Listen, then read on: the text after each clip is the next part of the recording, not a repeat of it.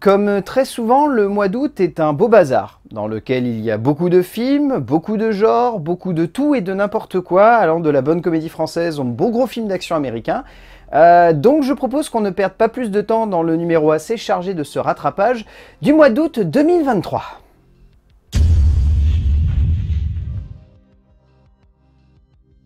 Un acteur peut parfois suffire pour faire tenir quasi entièrement un film. Peu parfois, il est bon de le répéter car ce n'est pas une obligation pour lui et ce n'est pas non plus un gage qui fera tenir totalement le film, certains acteurs possédant un certain charisme et donc par découlement la puissance de jeu pour tenir un film, et d'autres étant portés par le film, donnant parfois cette impression que le film tient, mais qu'ils sont également un des piliers qui fait tenir ce film. Britt McAdams nous emporte dans une comédie aux teintes dramatiques par moments justement dosées et par moments un peu trop éblouissantes. Pour une œuvre maladroite dans ce qu'elle cherche à montrer, encore plus que dans ce qu'elle cherche à transmettre, mais qui possède une certaine logique graphique et esthétique amusante, plongeant le spectateur dans un petit univers surprenant pour un ensemble qui amuse assez bien, mais qui sera vite oublié lorsque le film aura fait son petit bout de chemin dans nos esprits malheureusement. La seule partie qui sonne comme vraiment réussie, c'est le casting, où Owen Wilson livre une belle prestation, juste attachante comme il faut, pour donner un petit quelque chose en plus à ce métrage, pas forcément novateur, mais assez drôle pour nous emporter jusqu'à la fin. Un petit film moyen, assez banal, mais plutôt amusant et divertissant sur le moment.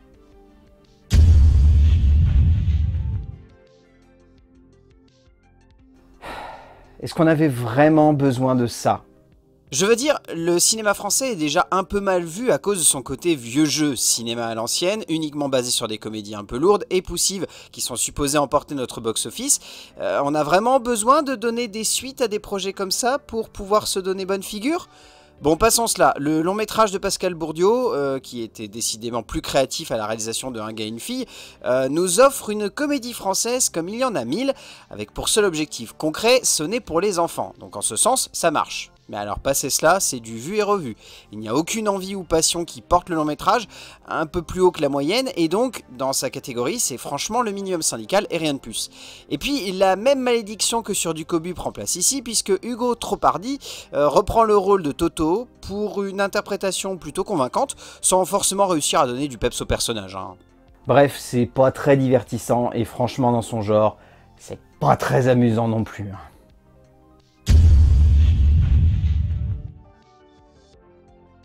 La lutte des classes est un très grand sujet du cinéma français. Et genre vraiment, il prend beaucoup de place.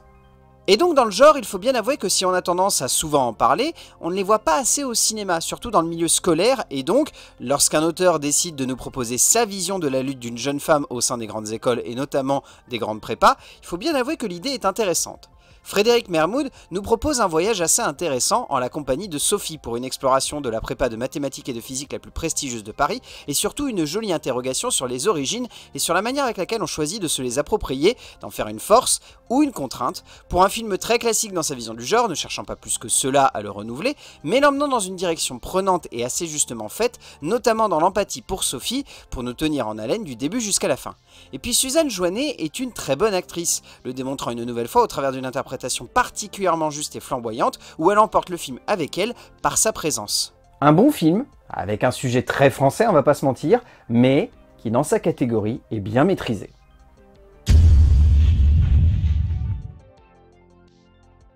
On aime bien tout de même de temps en temps un bon gros actionneur bien décérébré. Le genre qui ne cherche pas plus que cela à sonner comme une véritable promesse d'invention ou de création par rapport à ce qu'il est, mais qui veut simplement nous emporter dans un bon délire, le temps d'un petit instant de frisson et d'action survoltée qui ne donnera pas de nouvelles lettres de noblesse au genre, mais qui font que cela tient. Rick Roman Vogue n'a jamais cherché à donner une nouvelle forme ou une nouvelle logique au genre de l'action. Mais indéniablement, depuis quelques films, si l'on enlève les deux chutes de 3 petits points qu'il a mis en scène, on sent que le cinéaste comprend ce qu'il veut mettre en forme et que même si parfois cela sonne comme du cliché et du facile dans sa catégorie, cela fonctionne tout de même assez bien et amuse, comme c'est le cas ici où rien n'est surprenant, mais où cela donne tout de même lieu à assez de fantaisie pour tenir la route du début à sa fin. Et puis il faut bien avouer que ce cher Gerard Butler, une nouvelle fois, marche extrêmement bien dans le rôle de l'agent où il faut insérer l'organisation gouvernementale de notre choix, qui se retrouve entre deux feux, et franchement, ça fait du bien. C'est très oubliable certes, mais dans son genre, sur l'instant, c'est clairement jouissif.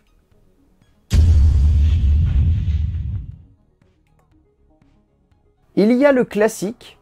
et ce que j'appelle aussi faire du classique. Le premier, cela donne une prestance à un film, une certaine carrure, une certaine image, que l'on se fait de cela et un certain prestige, même si l'on regarde de plus près, tandis que le deuxième donne l'impression que tout ce qui fait la forme et la force d'un projet est déjà vu et revu si l'on regarde un tout petit peu en arrière. Amanda Stairs, qui nous offre des films au casting 5 étoiles à chaque fois, nous offre une adaptation très classique de son propre roman, un moment de cinéma qui marche, cela est sûr, mais qui va un peu dans une direction balisée, ou si ce n'est balisée, clairement classique et convenue, qui ne surprend jamais, qui certes marche, et nous fait ressentir la portée émotionnelle de ce parcours assez hors norme par sa forme, et par la structure avec laquelle il progresse, mais qui ne donne pas grand chose de plus en termes de personnages et d'histoire, sonnant comme la redite de nombreuses autres aventures déjà racontées par le passé. Mais il faut bien avouer que Pier Francesco Favino démontre une nouvelle fois son aisance totale face à la caméra, l'acteur emportant totalement avec lui ce personnage et cette aventure et donnant un vrai souffle au chemin complexe de son héros. Un film sympathique, mais donc trop classique pour détonner.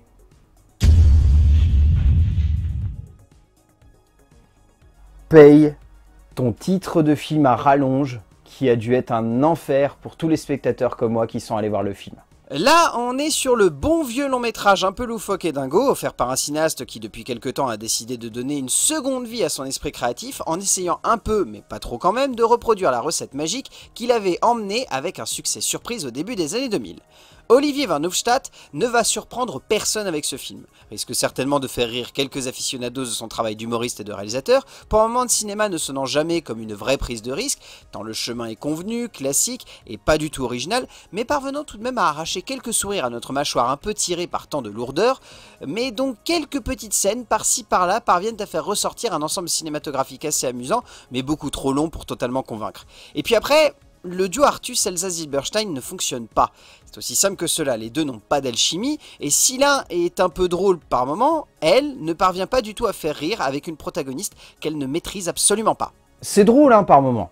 mais ça tient pas vraiment la longueur. Hein.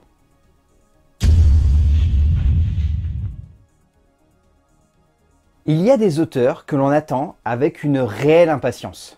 Ce ne sont pas toujours des génies, ou des grands monsieur ou dames du cinéma, mais ce sont des cinéastes cherchant à apporter une vision singulière et qui le font souvent avec une logique qui leur appartient et qui donnent des moments de 7e art qui sortent du lot parce que leur vision est unique. Du coup, selon moi, Rémy Besançon fait absolument partie de ces auteurs. Il le démontre avec sobriété ici, au travers d'un long métrage très attachant, notamment par son duo de personnages très juste et surprenant, pour un moment de cinéma qui ne révolutionne pas son œuvre, qui ne surprend pas par son récit ou la forme de celui-ci, mais qui sonne comme une jolie proposition de cinéma, juste haletante comme il faut, juste émouvante comme on le souhaite, le tout dans un écrin qui sonne tout autant comme une bonne comédie que comme un joli drame sur la remise en question d'un artiste. Et puis franchement, il fallait avoir cette idée géniale de réunir à l'écran Vincent McCain et Bully Lanners, tant le duo est tout simplement magique et les deux acteurs possédant une alchimie folle à l'écran qui se ressent dès les premières minutes du long métrage. Une œuvre envoûtante, touchante et également très attachante.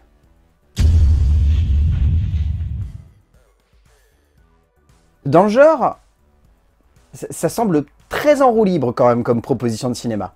Disons que je l'ai déjà évoqué il y a peu sur cette chaîne, que le cinéma sur Netflix est en train de devenir particulièrement banal, ou si ce n'est banal, assez oubliable dans son genre, pour ne pas sonner comme assez intéressant, pour donner lieu à des films sortant de l'ordinaire, mais respectant de plus en plus un cahier des charges. Dans le genre Agent spécial féminin numéro 497, Agent Stone sonne comme le parfait film d'espionnage pour la plateforme, une sorte de mélange de ce qui fonctionne dernièrement, mais avec une petite idée intéressante à la base, l'agence au-dessus des agences, et une héroïne hors norme, mais rapidement on se rend compte que la poudre aux yeux fait un peu mal à l'orbite et donne rapidement aussi la sensation de se faire flouer par un Tom Harper qui ne maîtrise pas assez le genre de l'action pour donner du peps à son film, juste ce qu'il faut pour que l'on s'endorme pas devant, autant de facilité et de clichés. Et après, même si elle est charismatique, ce n'est pas avec ce rôle que Gal Gadot va impressionner le grand public, celle-ci offrant une prestation convenable, mais clairement dans un moule qu'elle maîtrise déjà. Un film d'action lambda, convenu, ultra classique, ultra déjà vu et revu, enfin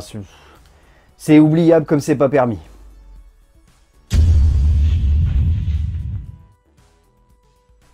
Bon, là pour le coup, c'est un peu ambigu et particulier comme sujet. Car à la base, ce n'est pas forcément un film qui aurait valu le coup d'œil, s'il ne s'attaquait pas à un personnage assez iconique du monde du cinéma et de la pop culture, et surtout s'il n'avait pas fait autant de bruit à cause des propos de son réalisateur et de son acteur principal, donc là c'est de la pure curiosité. Le film de Gavin G. Conop est disponible sur YouTube gratuitement, donc libre à vous de vous faire votre propre avis. Mais on n'est pas loin de l'arnaque pure dans le genre, le cinéaste amateur se perdant dans une démarche plus proche d'un drame que d'une véritable envie de nous plonger dans l'univers de l'araignée, pour un moment de cinéma qui fait un peu de la peine, qui sonne comme une sacrée sortie de piste, qui ne marche pas vraiment quant à son propos ou sa démarche créative, mais qui amuse plus qu'autre chose par son décalage constant et son premier degré à la limite du ridicule. Et même s'il cherche à peu près à tout donner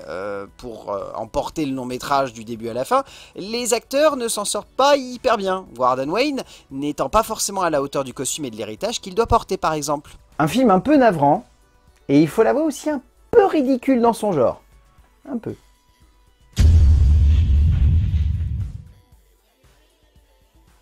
On a quand même de très bons studios d'animation en France, hein, on est d'accord? Certes, on n'a pas tout le temps de grands moments de composition ou des œuvres toujours surprenantes ou innovantes, mais on a quand même des créateurs particulièrement forts pour mettre en place des univers détonnants et surprenants qui amènent un peu de plaisir et de divertissement dans notre paysage. Bru, Moulin et Sommeville nous offrent cette deuxième aventure au cinéma des personnages phares de la série télévisée de France 3 pour un moment d'aventure sonnant dans la pure veine du premier métrage, mais également comme une jolie proposition d'animation pleine de couleurs et de créativité, démontrant une nouvelle fois que non content d'être créatif, le studio Tat est également très drôle et multigénérationnel dans sa démarche, le film étant bourré de clins d'œil au 7e art de manière générale pour notre plus grand plaisir de cinéphile et un bonheur qui n'est pas que réservé aux petits. Et puis l'ensemble du casting vocal est une nouvelle fois brillant de créativité, emmené par l'excellent Philippe Bozo et secondé avec brio par Morteau, Casanova, Monsara, Curtil et tant d'autres, tous apportant un petit quelque chose à leur personnage. C'est plaisant, divertissant, enjoué et terriblement cool.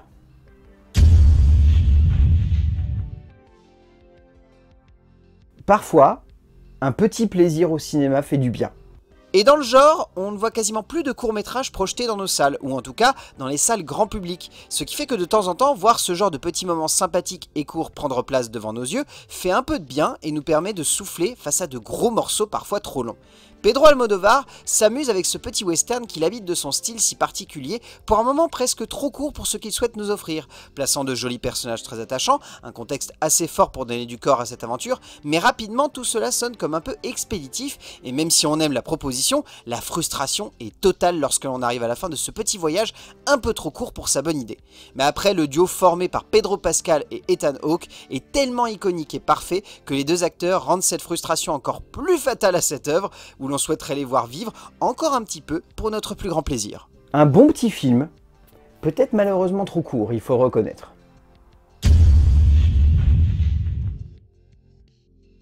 Cette suite, je l'attendais depuis longtemps, en espérant qu'elle passe par la casse salle, mais j'avais peut-être trop d'espoir. Attendu, car si X n'a pas trouvé son public chez nous, il aurait mérité pourtant de marquer un peu plus ses esprits par son originalité cinématographique, même si à la base de son histoire était un poil classique, mais donc du coup, il est un peu triste de voir cette suite clairement plus audacieuse sortir directement en vidéo et ne pas passer par la case salle de cinéma. Ti West emmène son héroïne dans un voyage psychologique terriblement intense, s'amusant des clins d'œil et des références à sa précédente œuvre, et surtout cherchant à poser un contexte beaucoup plus radical et décalé, ne cherchant plus à rendre hommage, mais à transcender la vision qu'il a offert de son univers, pour lui donner de l'humour, de l'horreur, du glauque, voire du macabre, et aussi de la couleur, pour un ensemble certes un peu trop déstabilisant par moments, mais tout de même radicalement plus fun et plus enjoué que son aîné. Et cela, on le doit à la co-scénariste et actrice principale du film, Mia Goth, juste hallucinante de cabotinage et de décalage dans cette œuvre où elle rend Pearl aussi horrible que magnifique, et cela pour que l'on s'éclate devant son exutoire musical. Un projet ambitieux, intense, surprenant et terriblement jubilatoire.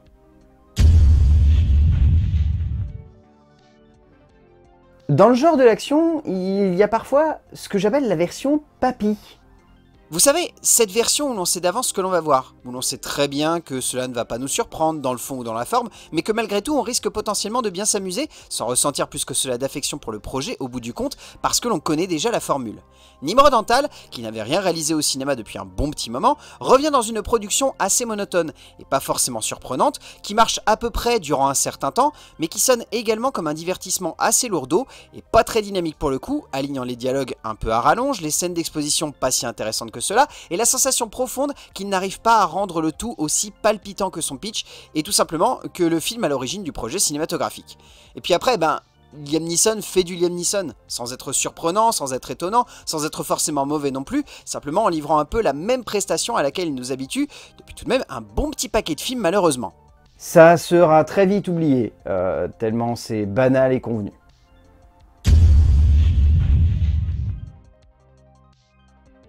Lorsque la fiction et le documentaire se rencontrent, cela donne toujours lieu à quelque chose de surprenant. Depuis quelques années, il y a une véritable mouvance dans la création et la production audiovisuelle entourant cette idée de jouer entre ce qui est vrai et ce qui doit être inventé, ce que l'on crée en tant qu'auteur et ce que l'on met en forme en tant que metteur en scène du réel ou de la fiction. Covey et Friemel nous emportent dans le quotidien romancé de l'actrice bien réelle Vera Gemma, le temps d'une aventure où l'on est persuadé de découvrir une femme, une actrice, l'héritière d'un grand monsieur du western spaghetti, mais où à la place, nous nous laissons embarquer dans l'aventure d'une personne cherchant à se connecter à un enfant et un père après un accident dont elle fut malgré elle la responsable, pour un récit peu surprenant dans sa manière d'avancer, mais qui par sa forme et son sous-texte bien réel, et par son envie de jouer avec nous, parvient à nous embarquer dans ce portrait étonnant. Et puis Vera Gemma en impose, l'actrice jouant assez bien son propre rôle, parvenant à construire une interprétation étonnante de fiction en se basant juste comme il faut sur ce qu'elle est en tant que personnalité, pour un tout qui étonne encore plus grâce à elle. Un film entraînant, qui certes ne surprend pas, mais qui passionne très justement.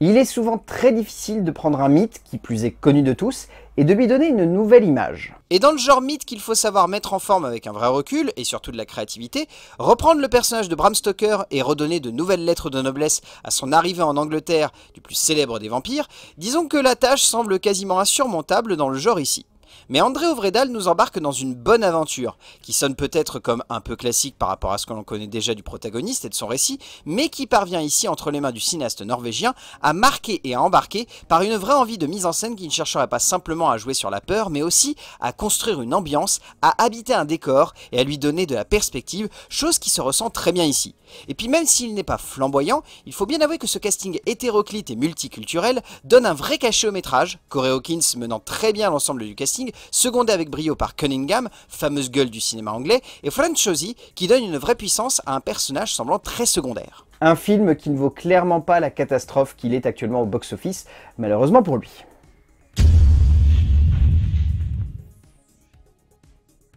Franchement, lorsque j'ai entendu parler du projet, je me suis demandé ce qui se passait. Je ne pensais pas déjà que ce film, qui n'avait absolument pas marqué les esprits à sa sortie, même s'il était très cool, aurait le droit à une suite, mais surtout que celle-ci serait proposée par la plateforme Disney+, qui cherche clairement à embarquer Alban Lenoir de son côté, après que celui-ci ait fait Aka et Balle perdue sur Netflix. L'œuvre qui en découle est fun, tout autant que l'était le premier, mais un peu trop grand public pour le genre convoqué par Benjamin Rocher, qui reprend une nouvelle fois la direction de l'ensemble pour un métrage qui marche en tant que tel, qui sonne comme un bon petit plaisir d'action, sans forcément beaucoup de relief dramatique ou cinématographique, mais qui emporte, qui amuse, qui joue assez bien avec ses personnages, mais encore une fois en résonnant comme une redite assez évidente du premier film de 2015, donc c'est un peu triste. Mais il faut bien avouer encore une fois que Alban Lenoir est un grand acteur d'action et que ici il parvient à merveille à porter le métrage et à lui donner une véritable puissance dramatique et cinématographique le temps d'un moment de 7e art qui marche même bien, surtout grâce à lui. Un bon petit film d'action, sans grande prétention. Parfois ça fait du bien. Et ben encore une fois, il y avait pas mal de films, il y en avait même beaucoup, ça faisait longtemps que j'en ai pas fait autant dans un rattrapage. Bravo à vous si vous êtes restés jusqu'à la fin de cette vidéo. J'espère encore une fois que vous y aurez trouvé votre compte. Et n'oubliez pas ce que je vous dis à chaque fois à la fin de cette émission, ce n'est pas parce que l'on ne parle pas de ces films qu'ils sont forcément mauvais.